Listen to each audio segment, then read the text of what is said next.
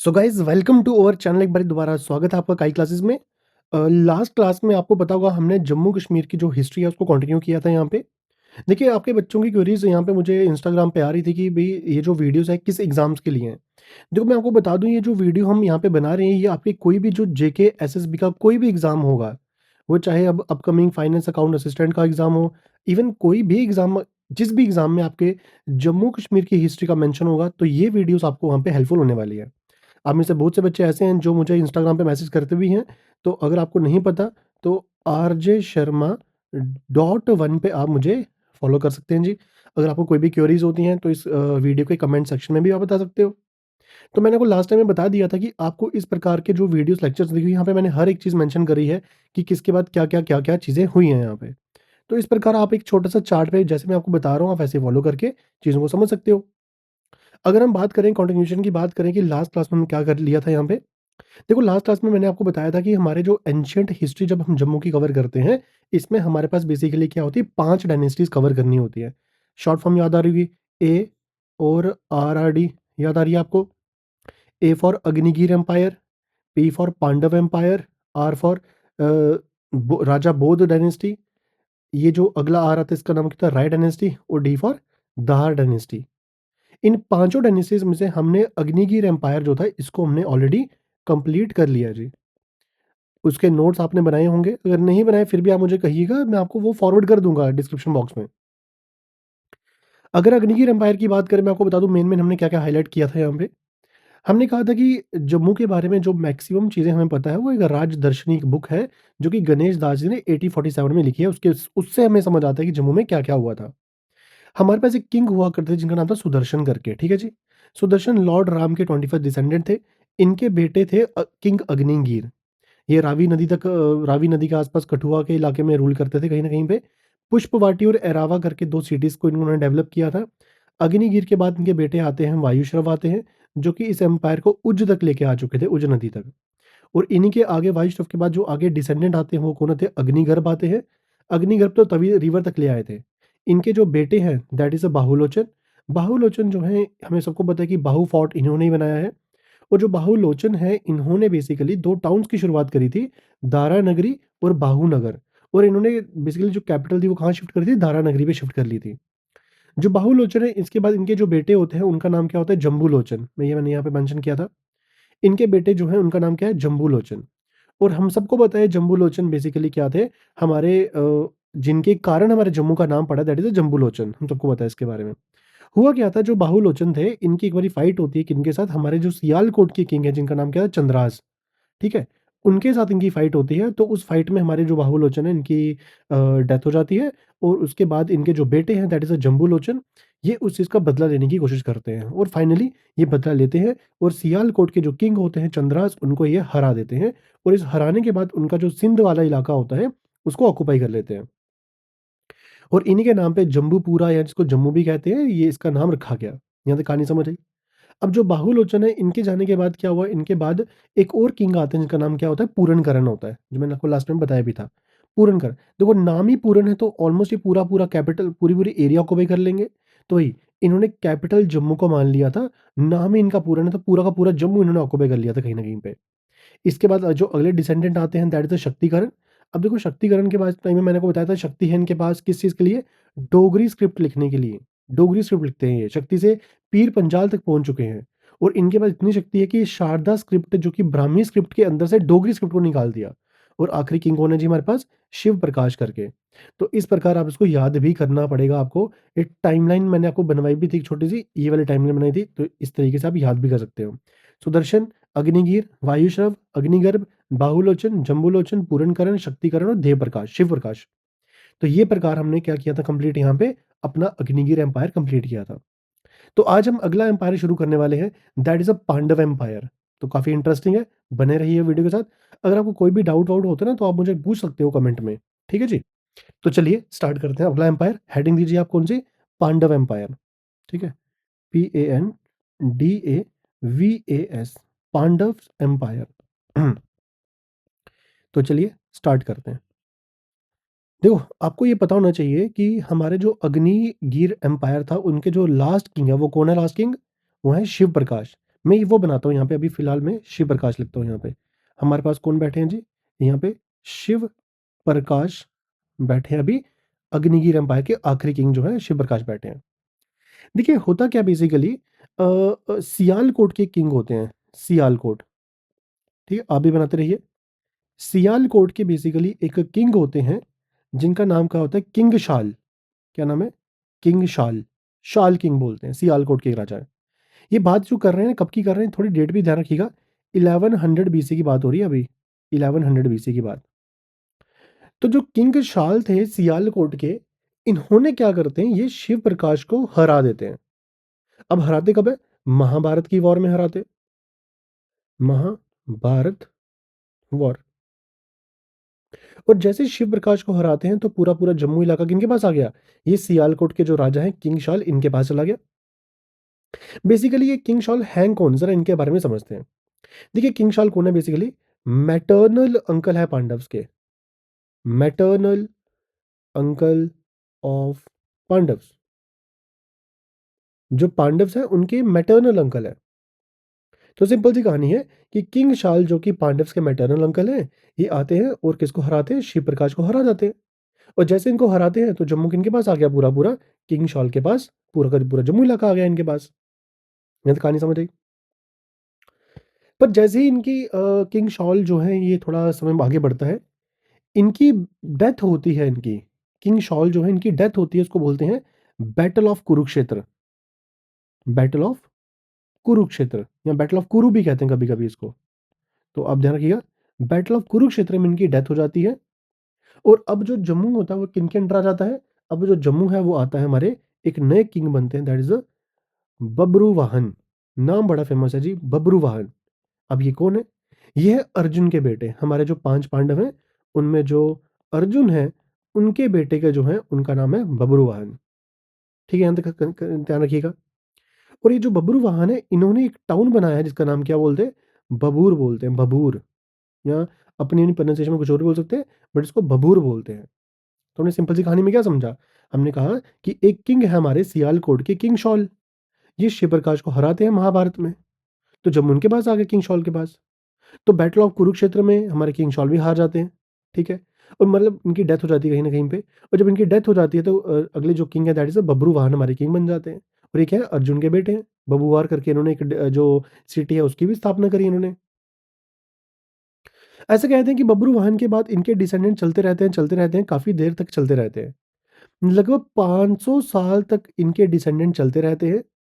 और फिर फाइनली जाके क्या होता है, जो आखिरी में कोई किंग आता है, उनकी फाइट होती है वहाँ के लोकल जो ट्राइबल एरियाज होते हैं, लोकल ट्राइबल एरियाज, या फिर जो चीफ होते हैं उनके वहाँ पे कोई भी लोकल ट्राइबल एरिया, या फिर जो लोकल चीफ हैं, उनसे इनकी फाइट होती है। और ये वाला पूरा का पूरा अंपायर किनके अंडर चला जाता है? लोकल ट्राइबल या लोकल चीफ के अंदर अंदर चला जाता है पूरा पूरा अंपायर। यहाँ तक कहानी समझ आई इतनी सी? तो अगर हम मैं इस कहानी को पूरा कनेक्ट करने की कोशिश करूँ कि अभी तक क्या क्या पढ़ा, अभी हमने इसी टाइमलाइन के साथ आप इसको जोड़ सकते हो। अगर मैं आपको दोबारा से एक रिकैप देने की कोशिश करूँ, हमने क्या-क्या पढ़ा? हमने सुदर्शन, अग्निवीर, वायुश्रव, अग्निगर्भ हो गए, उनके बेटे बाहुलोचन, बाहुलोचन के बेटे जम्बुलोचन, जम्बुलोचन के बाद पूर्णकरण आए, फिर आगे हमारे पास शक्तिकरण और फिर शिवप्रकाश आए। और फिर हमने क्या देखा? ये जो शिवप्रकाश है इनको हराया किसने? शिवप्रकाश को हराने के लिए कौन आते हैं हमारे पास? किंग शॉल होते हैं। तो किंग शॉल क्या करते हैं? शिवप्रकाश को हरा देते हैं। किंग शॉल के बाद जो नए राजा बनते हैं उनका नाम क्या होता है? उनका नाम बब्रुवाहन। बब्रुवाहन। और फिर बब्रुवाहन के बाद क्या होता है? ये एम्पायर पूरा का पूरा खत्म ही हो जाता है। ठीक है जी। तो अभी तक हमने क्या पढ़ा? पहले थी हमारे पास कौन सी empire? Agnigir dynasty, Agnigir empire. और फिर अगला एम्पायर कौन सा आता है? Pandav empire, Pandavas empire. तो ठीक है जी, दो एम्पायर हमने यहाँ पे कंप्लीट कर लिए। कंप्लीट। अब चलते हैं थर्ड एम्पायर पे। अगर आपको याद आ रहा, मैंने आपको बताया था कि क्या है, जो एक सिंक्रोनियम बताया था मैंने आपको, AP R R D. A for Agniveer, P for Pandav, ये दोनों हमने कर लिए कवर। अब बचा कौन सा? आर बचा। आर मतलब राजा बोध डायनेस्टी। अब इसमें कौन सी बात करने वाले हम? राजा बोध डायनेस्टी। अब इसकी बात करने वाले हैं, तो थोड़ा ध्यान से सुनिएगा इसको, राजा बोध डायनेस्टी को। ठीक है, अगर एक नए पेज पे करते हैं। वो डायनेस्टी, थोड़ा ध्यान से आप भी समझते रहिए और आप भी इसके नोट्स बनाते रहिए। तो अगले कौन आते हैं? राजा बोध डायनेस्टी। ठीक है? अब इनके बारे में समझते हैं कि इस डायनेस्टी में क्या-क्या हुआ। देखो, अब हम समय की बात कर लेते हैं कि ये समय चल कौन-सा रहा है। देखो, ये समय की जो बात हो रही है लगभग ये 500 बीसी से लेके लगभग-लगभग 143 बीसी तक की बात हो रही है। ठीक है? डेट्स आपसे कोई पूछेगा नहीं, बट फिर भी थोड़ा बहुत ऐसे रिमेंबर रहना चाहिए कि 500 से लेके 143 बीसी की बात हो रही है, थर्ड एम्पायर हमारा जो है। देखिए, हमारे जो सबसे एक ऐसे स्ट्रॉन्ग एम्पायर कहना हो कि भई हमारे इंडिया में या फिर हमारे जम्मू कश्मीर में जो एक अच्छा एम्पायर क्रिएट हुआ, वो यही एम्पायर था जो कि एक राजा था, इनका नाम था राजा बोध अर्जुन। इनके द्वारा स्टार्ट किया गया था ये एम्पायर। ठीक है? कब? लगभग 500 बीसी के आसपास, 500 बीसी के आसपास। तो जो एक अच्छा स्ट्रॉन्ग एम्पायर जो बिल्डअप किया गया था, वो किसने किया था? राजा बोध अर्जुन जो है, इन्होंने एस्टेब्लिश किया था। यहाँ तक कहानी समझ आई? अब यहीं से हमारे समझ आता है जो प्रॉपर मेंशन है ना राजदर्शनी में। राजदर्शनी में यहीं से कहानी मेंशन होती है कि राजा बोध अर्जुन आए थे इंडिया में, जम्मू में। तो आप बोलोगे कि इससे पहले की जो हमने हिस्ट्री पढ़ी, जो पांडव एम्पायर पढ़ा, हमने जो अग्निवीर एम्पायर पढ़ा, क्या वो राजदर्शनी में नहीं था? अरे था उसमें भी, बट उसमें क्लियर कट मेंशन नहीं था। बट अब जो पढ़ने वाले हैं, अब उसमें बिल्कुल, बिल्कुल क्लियर कट मेंशन कर दिया हुआ है कि अब जो आगे काम चल रहा है, ये बिल्कुल प्रिसाइज़ लेवल पे चल रहा है। ठीक है? यहाँ तक कहानी समझ आई?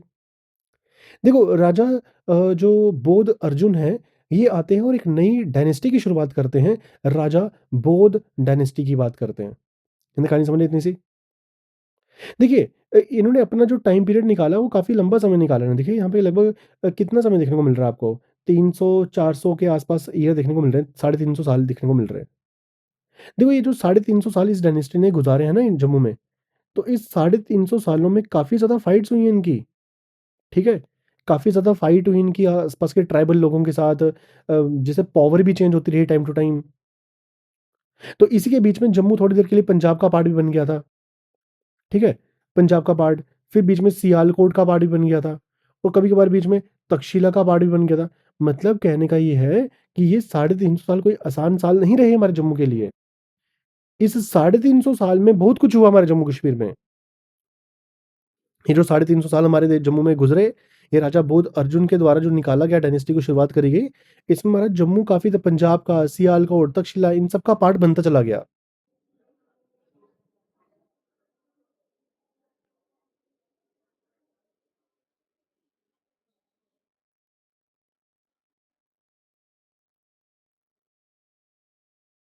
तो इस प्रकार हमने क्या समझा कि राजा बोध अर्जुन तो आए, स्थापना तो करी इन्होंने एक नई डायनेस्टी की। पर ये क्या ये डायनेस्टी इतनी पावरफुल थी फिलहाल अभी? देखो, पावरफुल तो थी, बट क्या हुआ, बीच में ये डायनेस्टी टूट गई। अब ऐसे ही राजा बोध अर्जुन के बाद एक डिसेंडेंट आते हैं, इनके डिसेंडेंट मतलब इनके बाद कहीं किंग आते हैं एक छोटे से, छोटा भी नहीं कहना, देखिए हम कहीं नहीं कह नहीं सकते ऐसे, जिनका नाम है दामोदर दत्त। क्या नाम है उनका? दामोदर दत्त। अब ये डिसेंडेंट किनके हैं? अभी बताइए फटाफट से। राजा बोध अर्जुन के डिसेंडेंट है ये।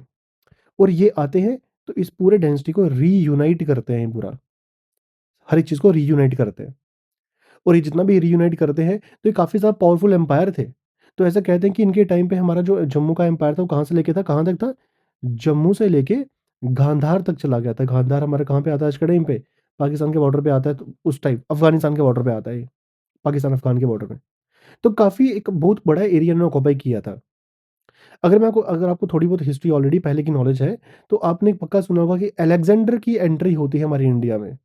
देखिए, जब अलेक्जेंडर की एंट्री हो रही थी ना हमारी इंडिया में, लगभग 326 के आसपास, बीसी बीसीई के आसपास, और किंग दामोदर दत्त ही थे जो उनके साथ लड़े थे। तो ऐसे लिख दे कि किंग दामोदर जो थे, इनकी फाइट होती है किनके साथ?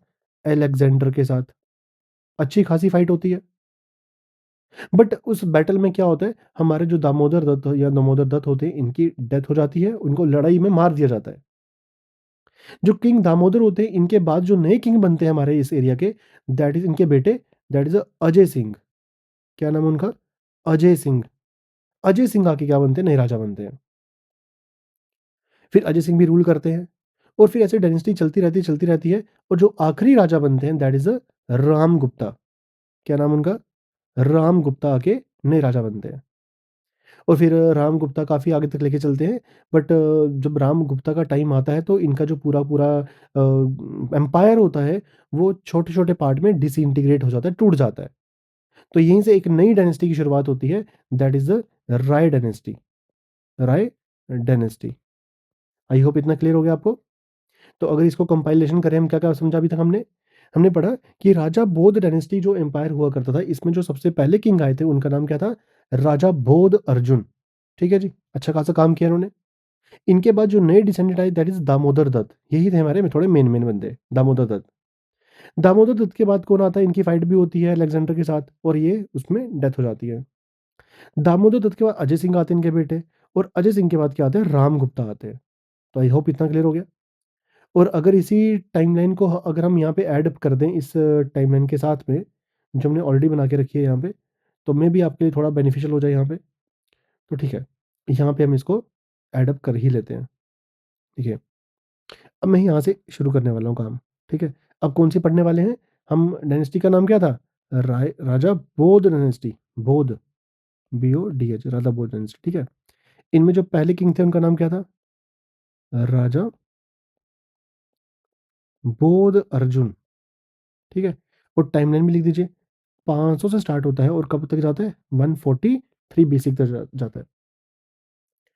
जो राजा बोध अर्जुन होते हैं, इनके बाद जो डिसेंडेंट आते हैं वो कौन आते हैं? दामोदर दत्त या दामोदर,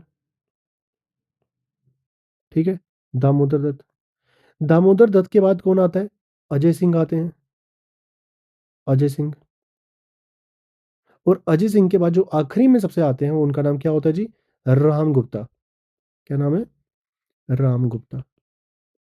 तो इतनी सी कहानी समझ आ गई आपको?